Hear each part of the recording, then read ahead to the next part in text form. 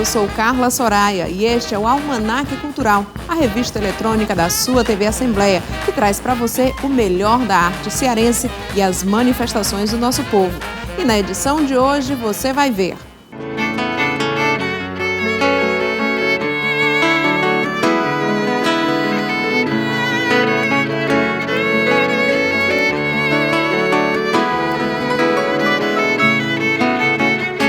É importante as pessoas verem, não me interessa, sabe o que é o suporte, né? Se é sala de cinema, se é TV, se é digital, não, o importante eu acho que você faz um filme para as pessoas verem, né? Quando a gente sobe no palco, antes de subir no palco, a gente se reúne todos e a gente conversa rapidamente e a gente fala uma coisa que é certa, a gente está ali para se divertir, a gente está ali para fazer rir.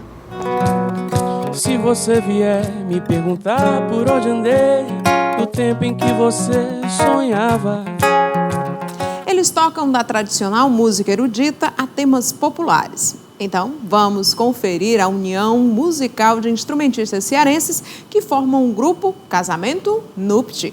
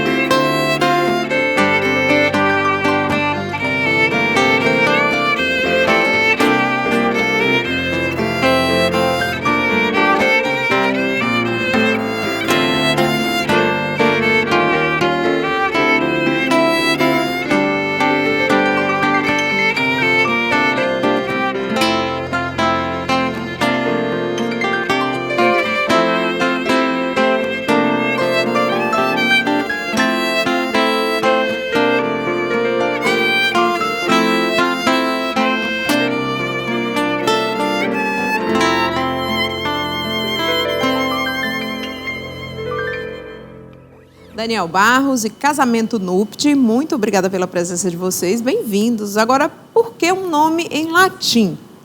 Olá, Carla, muito prazer estar aqui hoje com a minha equipe. Bom, o nome ele é oriundo do latim, mas pensando nos casamentos da vida, né? Da maneira como se trabalha hoje no segmento de cerimônias, eu tentei dar um toque mais clássico, né? Até porque o nosso instrumento, no caso meu do violoncelo, são instrumentos mais eruditos, né? Então, nesse pensamento, nessa forma de pensar, eu tentei colocar uma coisa mais diferente, um pensamento mais retrô nesse ponto, né? O nome eu acho interessante, né? Mas aí tem pegado bastante, as pessoas têm gostado muito, né? É uma coisa diferente, porque muitos grupos hoje em dia têm nomes, digamos que não tem uma inspiração muito profunda, né? Nesse caso aqui nós já temos um pouco mais. Vocês já mostram pompa e circunstância, como diz. Bem mais pomposo. Pompa e circunstância é o nome de uma música que é a entrada da noiva, né? Com certeza. É uma entrada mais triunfal, mais pomposa, né? Ou então só de noivas, mas também para formaturas também, a entrada dos formandos. E aí vocês pegaram a pompa e a circunstância e colocaram também no nome. De fato, foi. Agora, aqui a gente tem 1/5 do grupo, é isso? Com São certeza. 20 pessoas? Exatamente. Na verdade, na média entre 16 a 20 pessoas, né? Porque nós também temos cantores, também temos trompete e temos muitas cordas, né? Além do piano, que está aqui com a gente, que é Eduardo, o violão, que é o Moreira, o Rondinelli no violoncelo. Nós temos mais violinos, mais violoncelos, mais violas, contrabaixo acústico, que é um violoncelo enorme, né? Que é 2 metros de altura. Uhum. Tudo isso na intenção de atender, suprir o mercado em Fortaleza. Porque o nosso grupo trabalha com 2 vertentes. Nós trabalhamos para noivas, em contrato, e também para as bandas que precisam de cordas. Entendeu? Então, às vezes acontece num sábado, um exemplo, né? Tem muito evento, nós temos uma agenda bem preenchida, e acontece de ter 2, 3 quartetos em uma noite, em um casamento à noite. Então, a intenção é essa. Pelo menos essa área do mercado não para, né? Não, na verdade... Não sofreu crise. Na verdade, para a gente não. E noivas, quando o assunto é casamento, não para. O mercado está sempre fervilhando, não para. Que coisa boa. Agora, como foi que vocês se uniram? Vocês já se conheciam de outras... Bom, na verdade, o projeto se iniciou, um projeto vitorioso que começou em 2009, após eu ter chegado de viagem. Eu venho estudando, venho trabalhando já com música mais de caráter erudito, em orquestras. Quando eu voltei para Fortaleza... Você ficou fora onde? Eu passei 2 anos. Na verdade, eu ia para a cidade de Iguatu, né, que é o interior do Ceará. Terra de Humberto Teixeira. E também de Elezar de Carvalho. Começou ali. Ah, é do maestro. Exatamente. Eu fui convidado pela própria Sônia Muniz de Carvalho, né, a própria viúva, dele, em pessoa, para poder trabalhar lá. E de lá eu segui voltei para Fortaleza, e depois eu passei um tempo viajando com a orquestra. Fui para Paraíba, tive aula com o professor Tabilo, de outros países, e também para alguns estados viajando. Então, assim, aquele tempo que eu estava solteiro, eu passei um tempo de turnê. Né, assim, aí você teve um casamento nupte. Exatamente, pronto, aí despertou, pronto. Eu voltei, vou dar aula no Conservatório de Música, Nepomuceno, Alberto Nepomuceno aqui, na Avenida da Universidade, e aí o projeto foi engrenando. Porque o mercado, hoje em dia, musical, ele tem uma tendência maior no segmento de casamentos, para os nossos instrumentos, né? Porque tem 2 coisas. Ou você vai tocar em orquestra, ou você vai tocar o estilo para cerimônias, mas assim, eventos sociais em geral, né? No caso, formaturas, 15 anos, casamentos principais, entendeu? Então, assim, tem muitos, os segmentos são vários. Né? Eventos sociais. Vocês podem tocar mais uma pra gente? Com certeza. Qual seria? Bom, nós saímos agora de uma música mais romântica, né? E agora nós vamos entrar em algo mais contemporâneo. Né? Coldplay, Viva la Vida. Então tá aí, um pouco mais de Daniel Barros e Casamento Nupte para você aqui no nosso Almanac Cultural.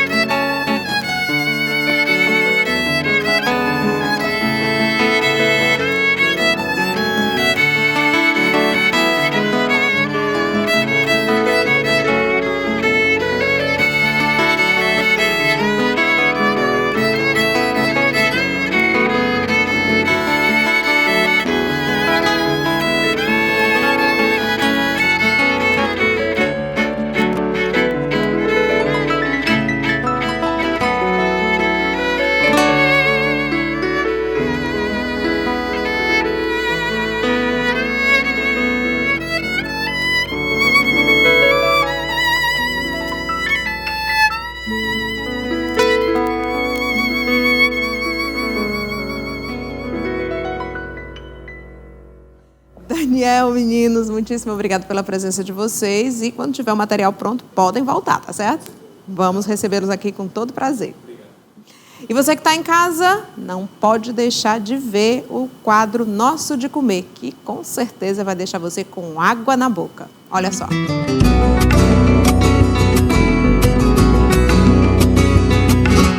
Olá, Carla Soraya e o pessoal do Almanac Cultural. Hoje vou fazer para vocês uma receita bem fácil. Hoje a gente vai fazer um bolo girimum de leite. Temos 500 gramas de girimum de leite, 3 colheres de sopa de manteiga, 2 xícaras de açúcar, 2 xícaras de farinha de trigo, 4 ovos e 500 ml de leite de coco. Para a gente fazer essa receita do bolo de girimum de leite, é necessário que a gente comece batendo os ovos com o açúcar e o leite de coco. O segredo desse bolo de girimum de leite é que ele passa 10 minutos sendo liquidificado para aerar os ingredientes e ele ficar fofinho.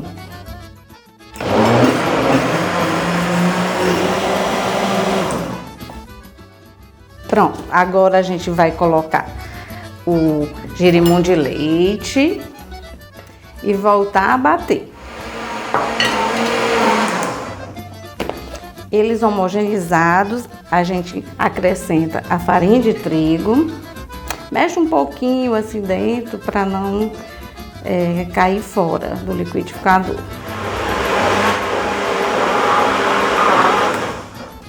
Agora é a vez da manteiga. A gente deixa por último para untar tudinho.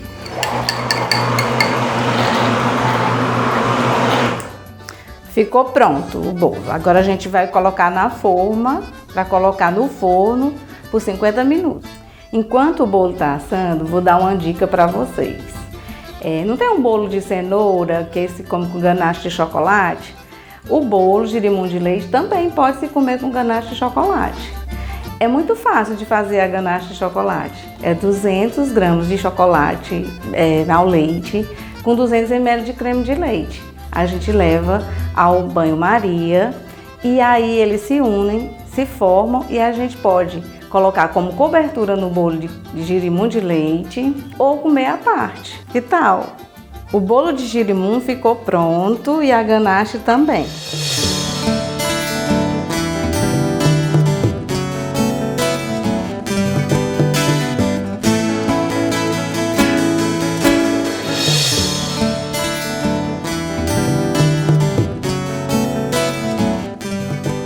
Espero que vocês tenham gostado, façam em casa e até a próxima.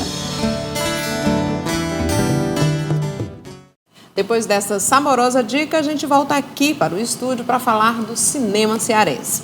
Ele começou a paixão pela 7ª arte quando foi aluno do cineasta Eusélio Oliveira, lá na Casa Amarela, na UFC, Universidade Federal do Ceará.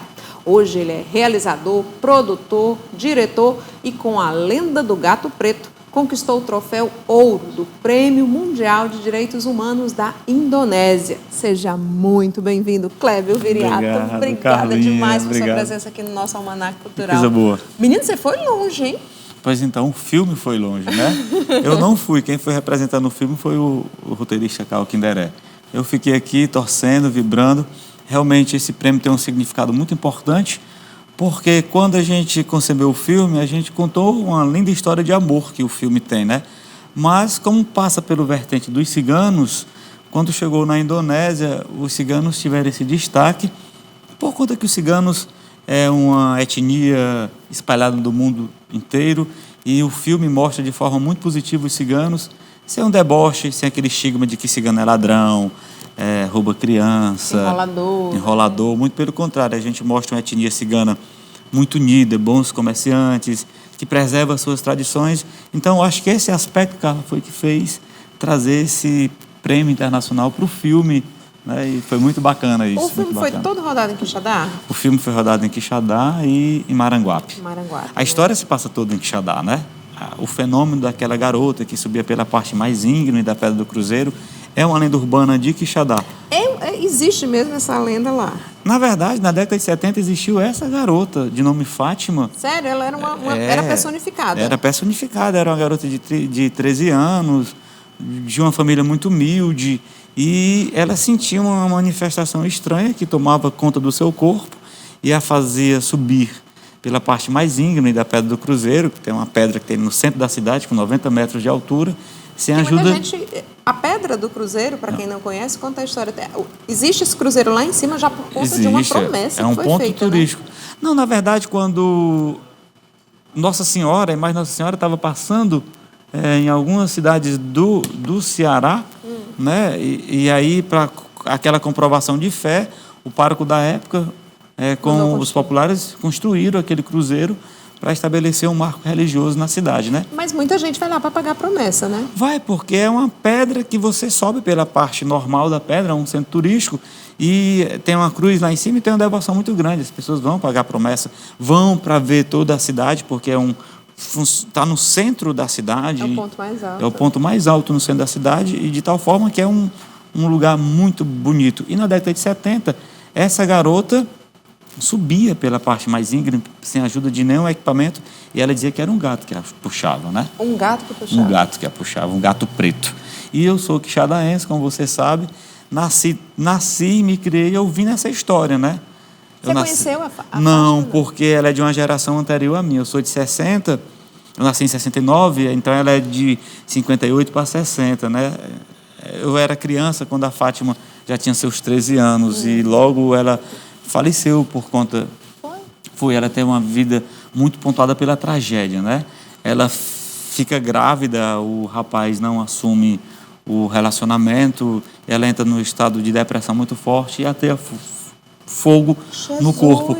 Claro que o filme não é uma biografia sobre a vida da Fátima. Eu pego apenas esse mote inspirador dessa subida pela parte mais íngreme da Pedra do Cruzeiro e essa força que ela sente, e os ciganos que eu vi muito em Quixadá na minha infância, no comércio do meu pai, nas praças, passavam muito cigano ali em Quixadá. O pessoal lendo a mão. O pessoal lendo a mão. Diziam que você ia ser cineasta. Não. Eu era muito criança. Você lembra assim, de alguma coisa que nunca cigano olhou minha mão, não. Mas eu me lembro deles no comércio do meu pai, me lembro nas praças, aquele colorido, né? Eu brinquei de bila com os filhos de cigano. Então, essas imagens que ficou no menino, né? Quando agora eu me transformo em cineasta, eu levo isso para a tela de cinema. Uma história que está aqui dentro de mim, uma história que é nossa. E olha, quem não conhece Quixadá, eu não sou de Quixadá, mas eu sou apaixonada por Quixadá, porque a minha família é de Quixadá, daquela região de Quixeramobim também, então eu passei parte da minha infância indo para Quixadá, claro, subindo aquela pedra quase o horário de meio-dia, mas a gente só por uma parte mais... a parte que é propícia, né? Melhor de subir, mas a pedra é muito quente, 10 horas da manhã já era... Imagina hoje como não está, né? E assim, você sobe aquela pedra, faz as referências, né? Faz a oração lá em cima. E Quixadá também tem toda uma aura de extraterrestres, de energias cósmicas que também paira por lá, né? Tem tudo isso. Quem não conhece Quixadá, que vai a primeira vez, fica encantado. É uma cidade muito cinematográfica, né?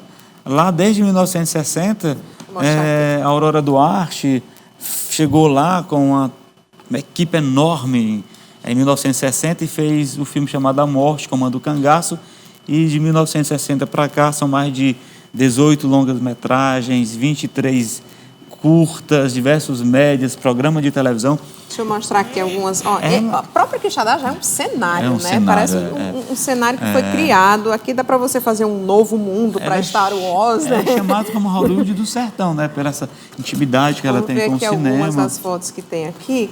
Como foi que você conseguiu o acervo para fazer esse livro?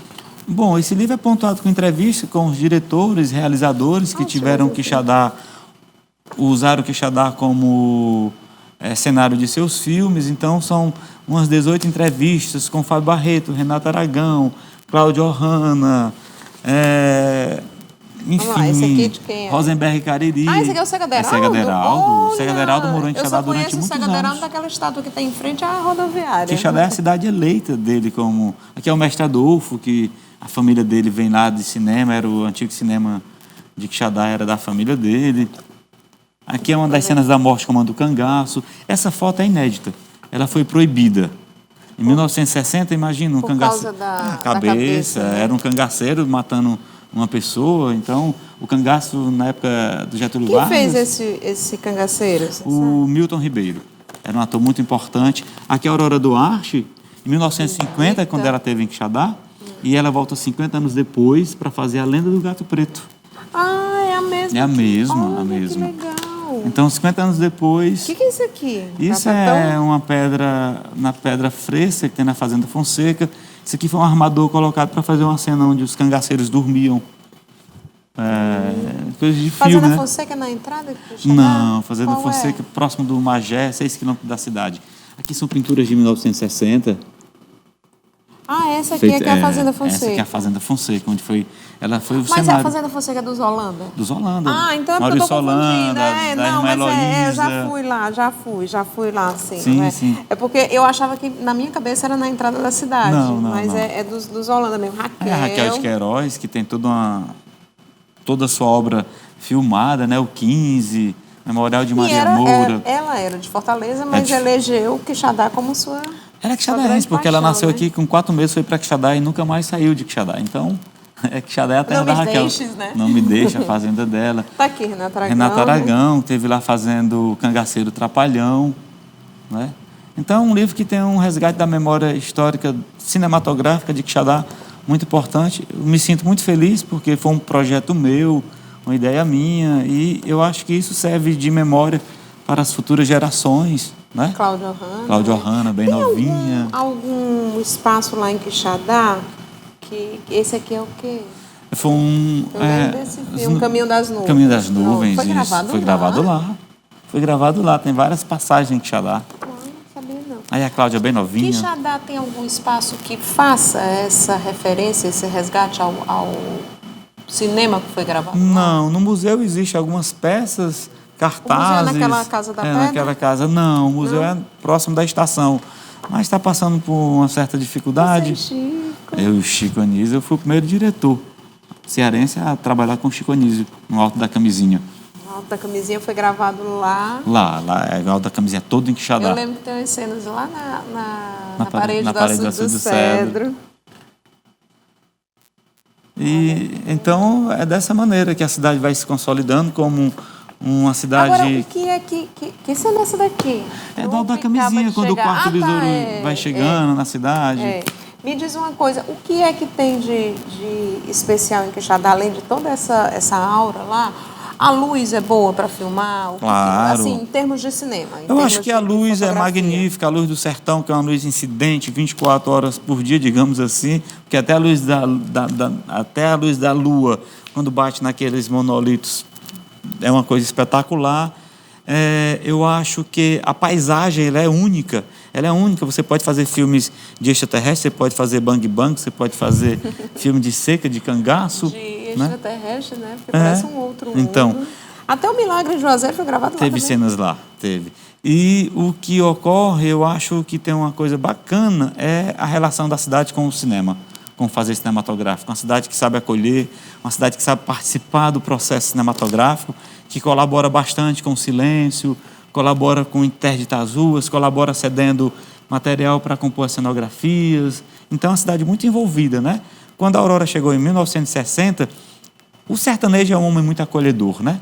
Então, esse traço do acolhimento, e a Aurora chegou fazendo um filme que deu, de certa forma, um orgulho na cidade. Então, acho que a partir daí faz com que a cidade abra os seus braços e entenda, né, o cinema como um elemento que pode trazer dividendos a nível de divulgar o lugar, de trazer benefícios para quem mora no lugar. Né? Eu não sei se eu vou dar ideia para alguém ou se já existe, mas, por exemplo, Quixadá hoje se tornou uma cidade universitária também, né? Sim. Tem uma universidade lá que tem o quê? 10, 15 anos? A FECLES tem por aí, ou se não mais, mas nós temos 5 faculdades lá agora. Pois é, são 5 faculdades. Alguma delas tem arte cênica, cinema, produção cinematográfica, alguma coisa? O que eu Podia sei ser de conhecimento, e, claro, eu acho que sim. O conhecimento que eu tenho é que existe cursos ligados ao jornalismo, publicidade, mas o cinema propriamente dito, não. Mas eu acho que é uma boa dica, uma cidade que tem tudo a ver com cinema. Que já respira cinema Respira naturalmente, cinema, né? naturalmente. Porque as pessoas buscam um local. O que é isso aqui? Isso é um filme do Tibico Brasil chamado Labirinto, que fala exatamente sobre os supostos casos de abdução de Quixadá. É um Tem documentário. um caso que minha mãe contava desde pequena, não sei se esse senhor ainda é vivo, mas Seu parece que já Barroso. falou.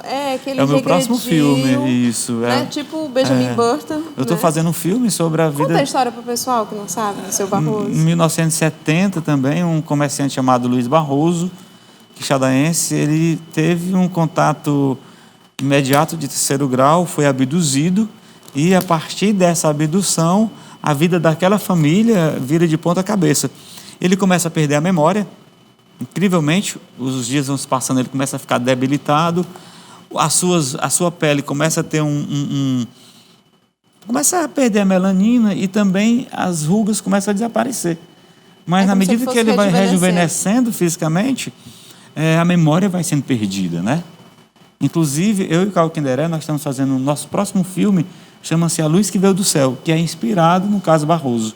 O drama que aquela família viveu, aquela mãe que teve que sustentar e manter a dignidade numa cidade preconceituosíssima, né? Que ela viveu um drama muito grande. Qual era a idade dele na época? Que Na isso época ele começou? tinha 52 anos, uma coisa E assim. ele faleceu com quantos anos? Acho que, salvo engano, de 12 a 18 anos ele ficou vivo, mas muito debilitado, sofrendo todas as consequências desse processo de abdução, que não foi nada fácil. Agora, você falando da história de que ele começou a regredir, a memória dele começou a se perder, alguém estudou, falou que ele poderia ter um caso de Alzheimer precoce? Não, porque esse processo de regressão dele foi gradativo, né? Ele foi abduzido, chegou em casa, contou para a mulher o que estava sentindo, ele chegou com a banda do corpo toda vermelha e a outra não, né? Como se tivesse sido objeto de um estudo. Ele continua contando isso durante um mês, mas muito mal, sentindo dores no corpo, muito calor, a radiação, né?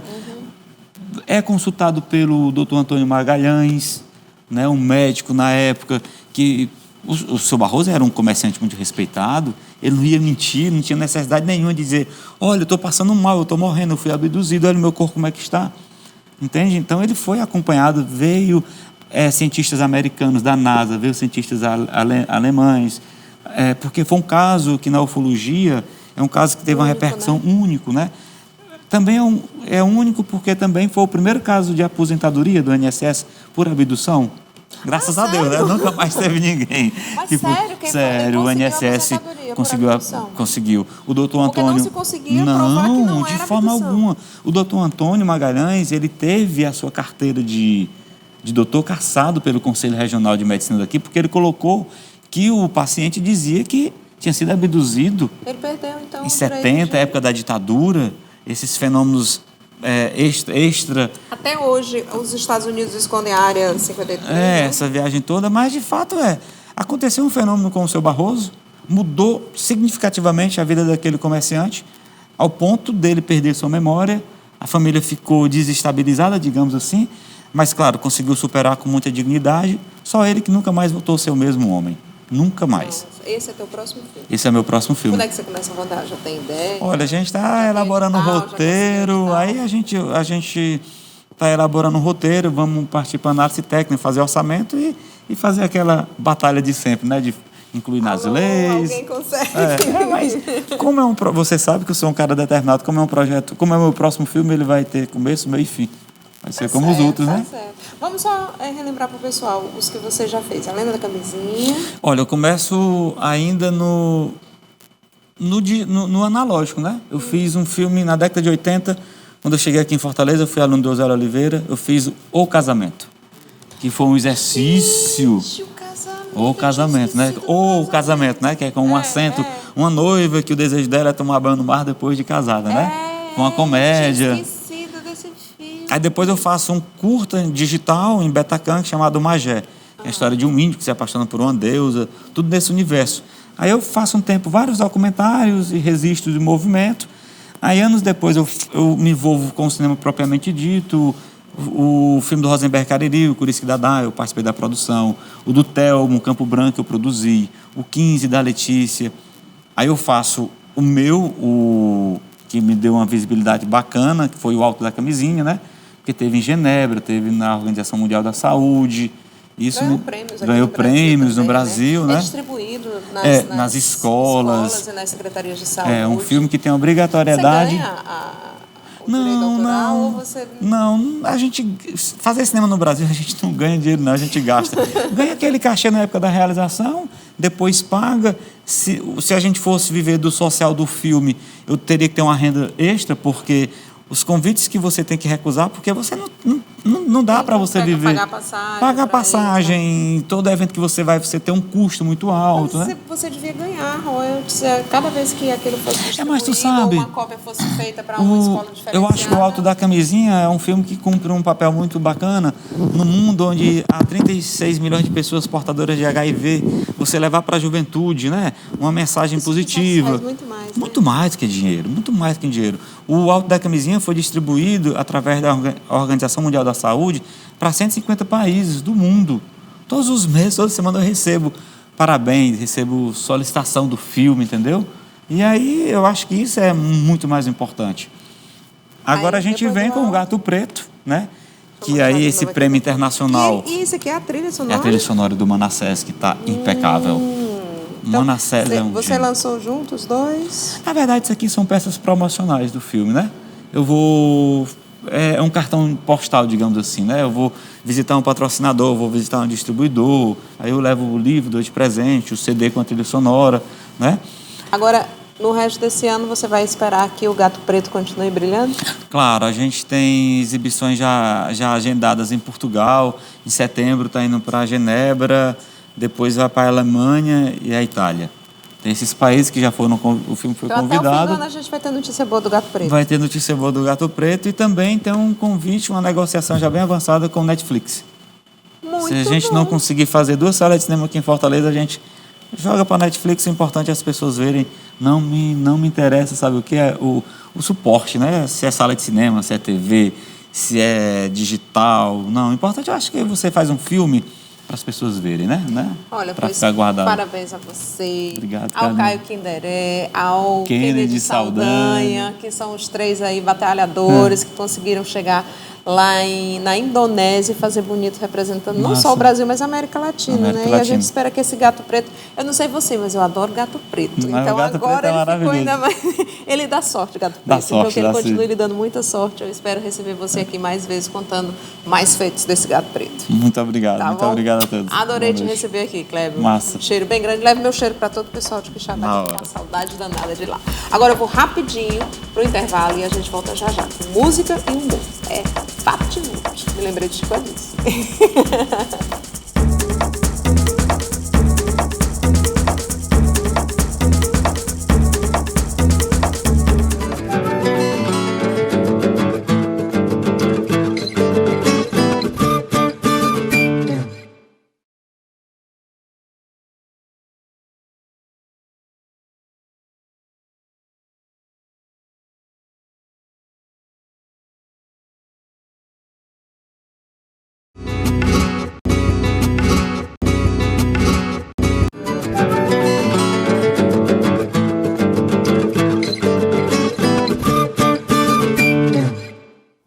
Estamos de volta e trazemos para você agora a arte e o improviso de 3 jovens atores que atuam na cena do humor cearense.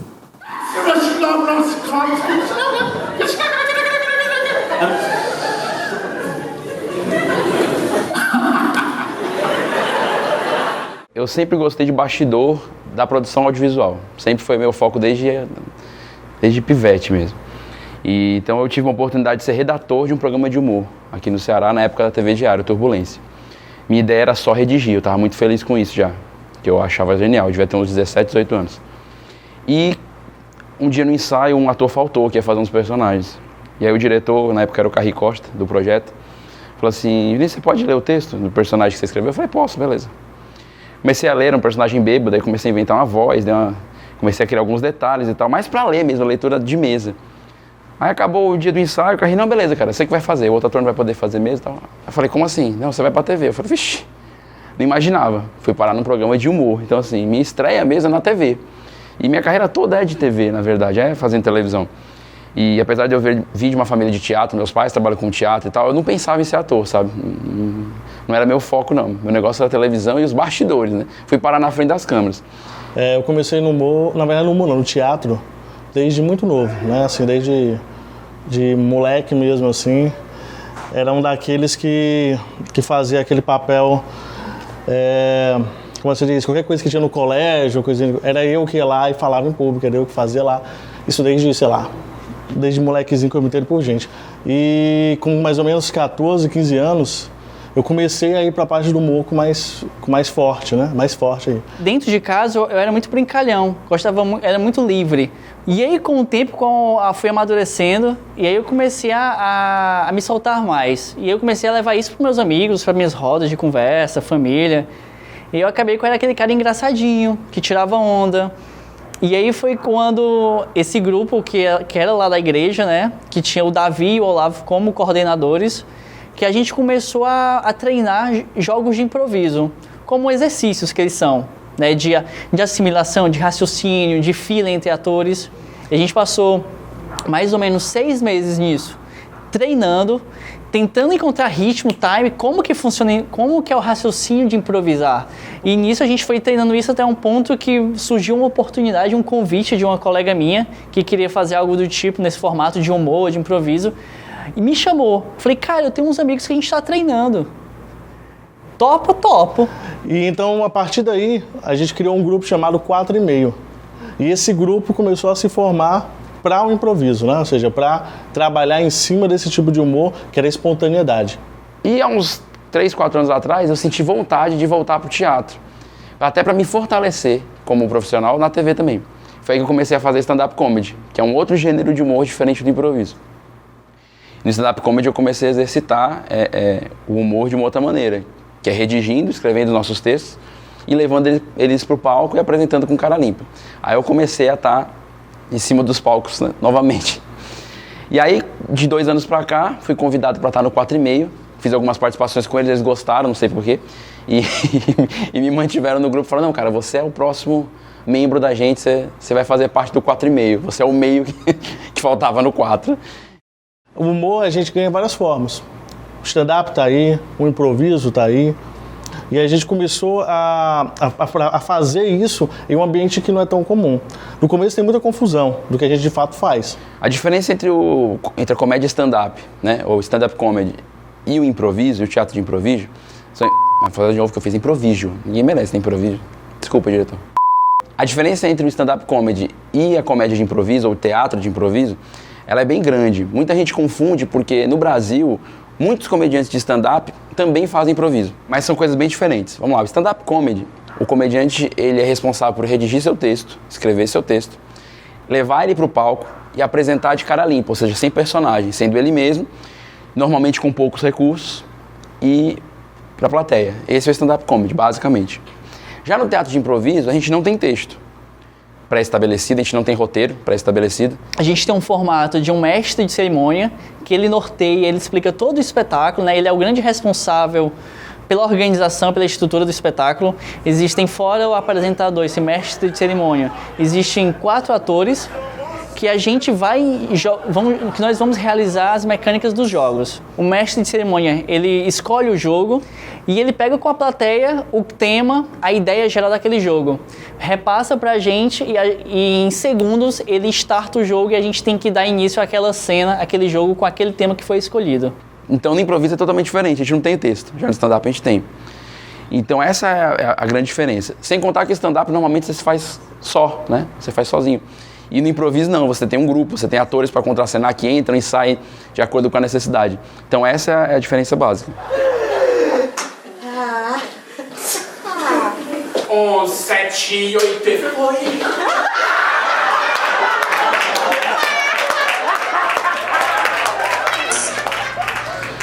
O pessoal quando pergunta como é fazer humor no Ceará, eu sempre fico, assim, preocupado com a resposta, porque é uma responsabilidade grande. Vários comediantes, quando vêm pra cá, falam isso. Da responsabilidade que é fazer humor no Ceará. Os caras de São Paulo, Rio, Pernambuco. Por causa da fama que o Ceará tem com o humor. Eu não sou daqui, eu sou de São Paulo. Mas me considero daqui porque o meu trabalho todo, minha carreira toda, ela foi construída no Ceará. Então, faz 15 anos que eu tô aqui, 15, 16 anos que eu tô aqui. E a minha carreira toda foi construída aqui. E eu vejo que o humor é um assunto muito sério, apesar de ser para rir, né? E no Ceará, isso tem uma carga muito forte. Então a gente, quando vai fazer humor, é assim, você pensa 2 vezes antes de começar a fazer algo. Vou escrever um texto, uma peça de humor. Assim, você pensa 2 vezes, cara, o que já fizeram sobre esse tema? Quem já escreveu sobre isso? É assim, a gente tem espelho em todo lugar, né? Então a gente tem sempre alguém de referência que a gente pode olhar, que a gente pode aprender, que a gente pode acompanhar. Já especificamente no improviso, que é hoje o que eu atuo junto com o 4,5, a gente não tem tantos. E a gente faz uma característica diferenciada, né? Então a gente faz um humor mais limpo, digamos assim, mais clean, que atinge desde do molequezinho lá de 12 anos até a senhora lá com 60 anos, não sei. Então a gente tenta não usar termos chulos, né? Tenta fazer esse humor diferente. E a plateia do Ceará, ela é diferente de qualquer outra plateia. Por quê? Porque ela tem o xiste, a piada interna. Então assim, você fazer algo e surpreender a plateia daqui, se você surpreender a plateia do Ceará, você surpreende a plateia do Brasil todo. É uma coisa que não sou eu que falo, os comediantes vêm aqui de fora e falam. Tem comediante que testa a piada aqui, muitas vezes. Cara, se pegar aqui, eu posso fazer em São Paulo, eu posso fazer no Rio, posso fazer em Porto Alegre. Então assim, acho que essa é a característica maior, a responsabilidade. Não é uma coisa simples fazer o mundo do Ceará.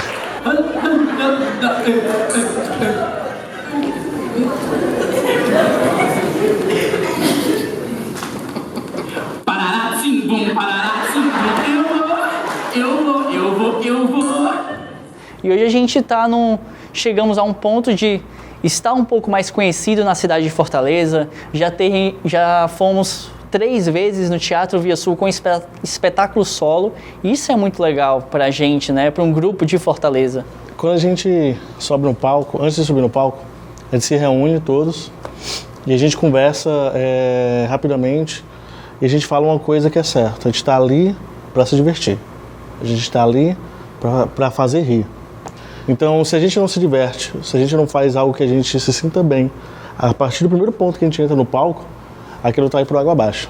Antes de subir no palco, toda a vida, cara, eu pelo menos sei os caras, mas eu fico nervoso, dói a barriga, a vontade no banheiro 10 vezes. E aí você, antes de subir, você fala assim, por que eu tô fazendo isso mesmo, entendeu? E eu acho que, na verdade, quando você ouve o pessoal aplaudindo, o pessoal dando a primeira risada, aquele primeiro momento que, né, você ouve e fala, beleza, o pessoal tá aqui, a coisa vai acontecer. Aí eu acho que você se lembra por que você faz aquilo. Eu acho que no final das contas a gente quer fazer todo mundo se divertir. Pra mim, desde o princípio, né, desde que quando eu comecei, a arte, né, principalmente o humor, que é hoje que a gente foca mais, faz parte da essência, sabe? Faz parte de hoje a gente começar o dia e ele se completa e ele fica bem quando a gente tem um pouco daquilo, sabe? É viciante. A minha arte, sou muito eu. É isso aqui, não tem segredo, entendeu? Acho que é liberdade, é sinceridade, é felicidade. Caramba, cara, emocionou. Sai dentro. Todo grupo. Sai dentro. Tava gravando, entendeu? Muito emocionante. Sai. Esse é o clima de alegria e disposição que todo grupo sempre, né? Acabei de falar sobre isso. Essa é a amizade. Essa é a amizade, esse cara. Eu não queria mentir, mas ficou parecendo que eu menti, né? Pode passar zoado aí, porque eu não sei falar de novo essas coisas, não. Grupo 4,5, cena 2, take 1. Um grande abraço aí aos meninos do humor cearense, boa sorte para vocês. E aqui no nosso estúdio agora tem MPB com Dudu Santos e Miguel Ângelo.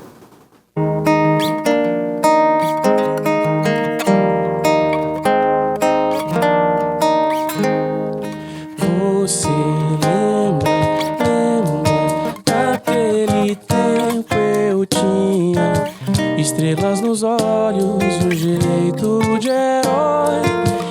Era mais forte e veloz que qualquer mocinho de cowboy. Você lembra, eu costumava andar bem mais de 1000 léguas pra poder buscar flores de maio azuis e os seus cabelos enfeitar. Água da fonte cansei de beber pra não envelhecer.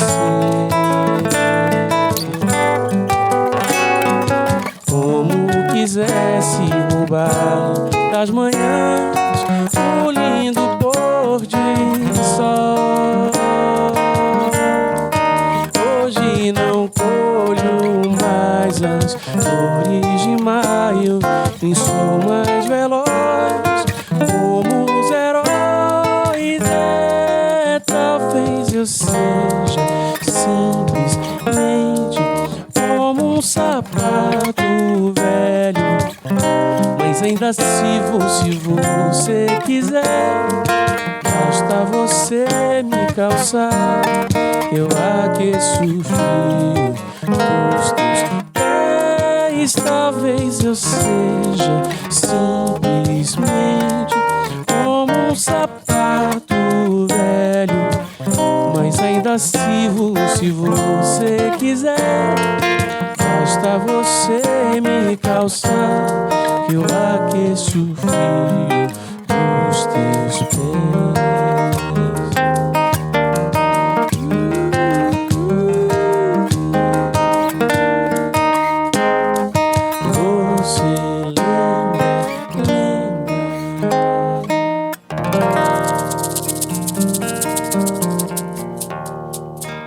Dudu Santos, Miguel Ângelo, muito bem-vindos os dois. Aqui é a primeira vez, né, que estão no Almanac Cultural. Muito obrigado, Soraya, pelo convite. Prazer estar aqui.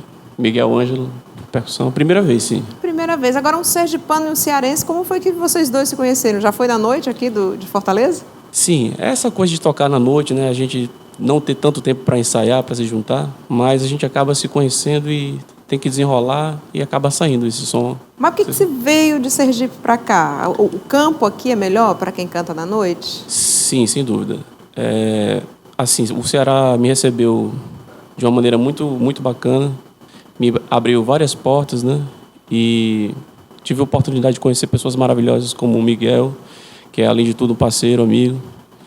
E o Ceará, assim, me acolheu, assim, eternamente grato ao Ceará. Você tem quanto tempo de carreira? Eu toco desde os 11, né? Mas de carreira mesmo eu tenho 11 anos. 11 anos. Quer dizer, você chegou aqui no Ceará e você acha que a sua carreira despontou aqui? Foi tudo muito natural, assim, da maneira que aconteceu, mas foi uma maneira muito bacana. Eu fui fazendo amigos, e amigos empresários de algumas casas, e eles foram me dando oportunidades e acabou que acontecendo. Agora, assim, eu não sei para os dois, né? É difícil ainda manter viva a MPB no barzinho ou não? Você acha que esse nicho continua forte, mesmo com o pessoal aí querendo ouvir forró, forró elétrico e essas baladas que pegam músicas antigas e transformam tudo em forró? Sim, com certeza. Hoje em dia a gente tem assim, eu não tenho preconceito contra nenhum gênero musical, né? Mas eu acho que a falta de conteúdo e alienação do que a gente está vendo, né? Assim, poucos programas que são levados a sério, né? Que abrem as portas para a cultura, né? Como esse, por exemplo, né? É o que nos faz, o que nos motiva cada vez mais a seguir em frente. Mas com certeza a gente faz tudo com muito amor e paixão. Eu acho que como qualquer outra coisa, sempre dá certo. Dá certo, né? Todo mundo está falando aí, a crise no Brasil afetou o sistema financeiro, as indústrias, o comércio, afetou a música? Não, acho que não afetou, não. Acho que, como eu tinha dito antes, né, tudo que é feito com a paixão e afinco, né, você acaba se motivando cada vez mais e tudo acontece de uma maneira muito natural. E é bem legal, assim. As pessoas não deixaram de ir aos barzinhos. Não, sempre querem... Vai ter dinheiro para isso sempre, né? Vai poder extravasar o problema, né? E assim, vocês pensam em gravar CD, DVD juntos? Como é que está aí a perspectiva de vocês? Olha só, eu acabei de gravar um CD, voz e violão, um CD muito bacana, com 2 músicas autorais e outras músicas com releituras, né? E a gente tem alguns projetos juntos, para mais adiante, com uma coisa maior, assim. Mas logo em breve... Ainda para esse ano? Sim, já na verdade está atrasado, já era para ter saído, né? Mas... A crise. A crise afetou a saída do DVD. Na verdade não foi a crise, desencontros mesmo, né? Já era para ter saído, e os desencontros da vida fizeram que acabou que prorrogando mais a saída dele, mas já está para sair e eu espero vir aqui em breve, lançá-lo. Pois está feito aí, não Tô me um convite, convidando não é um convite não, é uma intimação, né? certo, Vai ser um convite, como foi que fizeram lá com o Lula? Coercitiva. Vai ser coercitivo. Vocês vão ter que vir para mostrar o trabalho de vocês, porque é esse o nosso papel também aqui, mostrar a boa qualidade da música cearense ou de sergipanos, de nordestinos que estão aqui no Ceará, mostrar para o nosso público de casa, tá certo? Muito então bacana. Estão intimados a participarem dos próximos programas Por aqui favor. com esse trabalho, Eu tá nem certo? Estão intimados.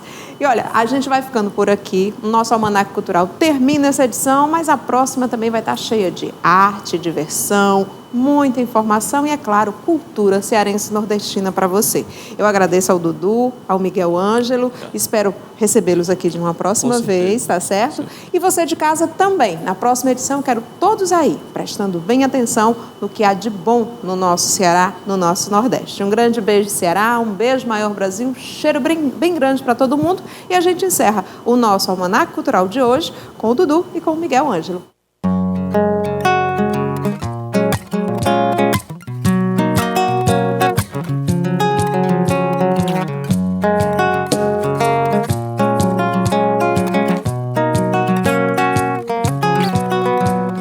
Se você vier me perguntar por onde andei, no tempo em que você sonhava, de olhos abertos lhe direi, amigo, eu me desesperava. Sei que assim falando pensas que esse desespero é moda em 73, mas ando meio descontente, desesperadamente eu grito em português. Tenho 25 anos de sonho e de sangue, e de América do Sul, por força desse destino, o tango argentino me cai bem melhor que um blues. Sei que assim falando pensas que esse desespero é moda em 73. Eu quero é que esse canto todo feito faca corte a carne de você. Eu quero é que esse canto todo feito faca corte a carne de você.